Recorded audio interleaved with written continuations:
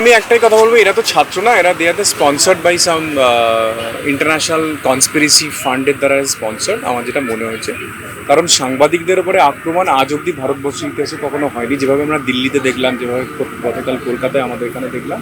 তো এদের মোটিভেশন আলাদা। আমার মনে হয় এরা ভারতবর্ষকে যেভাবে টুকরে টুকরে গ্যাং, এরা বলে যে হামকো পাকিস্তান কো আজাদি চাইয়ে, হ্যাঁ না, আরও কী কী সব বলে এরা। তো ফলে আমরা এখনও বুঝতে পারি না, কেন আমরা দেখুন আমাদের কাছে নেশন ইজ ফার্স্ট, দেশ আগে আমাদের কাছে, তারপরে আমাদের কাছে সব কিছু। কিন্তু এদের কাছে দেশকে টুকরো টুকরো করার, দেশের শান্তি নষ্ট করা, দেশের ঐতিহ্যকে নষ্ট করা, দেশের একতাকে নষ্ট করা এদের প্রধান উদ্দেশ্য।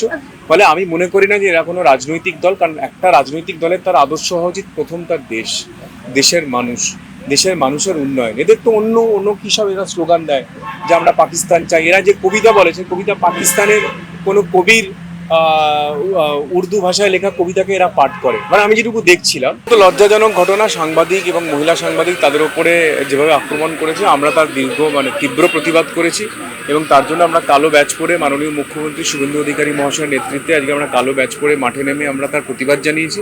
এবং আগামী দিনে যেন কোনো সাংবাদিকের ওপরে কোনো রকম আক্রমণ না হয়, সেই দায়িত্ব আমাদের মাননীয় স্বরাষ্ট্রমন্ত্রী তথা পুলিশ মন্ত্রী তথা মুখ্যমন্ত্রী তিনি দেখবেন। তিনি গতকালটা খুব সুন্দরভাবে হ্যান্ডেল করেছেন এবং আগামী দিনেও সেটাই করবেন।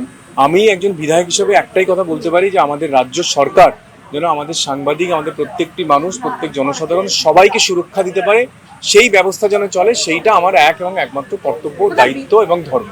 না, যেমন এই জন্যই তো গুণদামন আইন পাস করা হয়েছিল জাস্ট 2 সপ্তাহ আগে। আপনারা দেখেছেন যে আগের যে আমাদের সেশন ছিল সেখানে এই আইনটি পাস করা হয়েছিল এই কারণে যে যেন আমরা আবার কোনো জাহাঙ্গীর, আবার যেন আমরা কোনো শওকত মোল্লা, আবার যেন আমরা কোনো শাহজাহান এরকম যেন পশ্চিমবঙ্গে আবার না জন্ম নেয়। যারা হাতে মানে আইনকে নিয়ে তারা শাসন চালিয়েছেন সন্দেশখালী থেকে শুরু করে প্রত্যেকটি জায়গায়। তো ফলে সেইটা যেন পুনরাবৃত্তি না হয়, তার জন্যই আইন আনা হয়েছে। এবং আইন কোনো ভদ্র ভালো মানুষের ওপরে ব্যবহার করা হবে না। এই আইন শুধুমাত্র তাদের উপরে, যারা যেমন গতকাল যারা হাতে আইন নিয়ে যারা আমাদের সাংবাদিকদের উপর আক্রমণ করেছেন, সাধারণ মানুষের উপর আক্রমণ করেছেন, তাদের বিরুদ্ধে করা হবে। এভাবে আমরা শাহজাহানকে দেখেছি, জাহাঙ্গীরকে দেখেছি, আমরা যেভাবে এদের উত্থান হয়েছিল হাতে আইন, তারাই সব আইনের মনে হচ্ছিল ধর্মকর্ত বিধাতা, ধর্মকবা।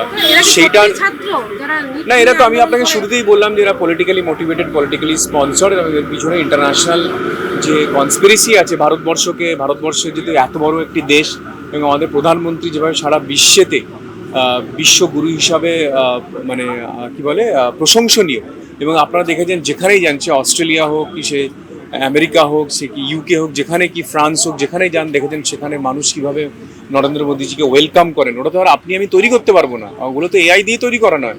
সাধারণ মানুষ কীভাবে ওনাকে ওয়েলকাম করেন, তা থেকে আমরা বুঝতে পারি যে সারা বিশ্বময় ওনার যে ভয়ঙ্কর যে প্রশংসা, ওনার যে খ্যাতি, সেইটাকে নষ্ট করার চেষ্টা করছেন। এবং ভারতবর্ষের যেভাবে জিডিপি বাড়ছে, যেভাবে মানুষের উন্নয়ন হচ্ছে, যেভাবে ভারতবর্ষের প্রতিটা রাজ্যে বিজেপি শাসন ব্যবস্থা চলে আসছে, দীর্ঘ 80 বছর পর পশ্চিমবঙ্গে প্রথম ভারতীয় জনতা পার্টির প্রতিষ্ঠা হয়েছে, এইসব হিংসে দেশটাকে নষ্ট করে দেবো,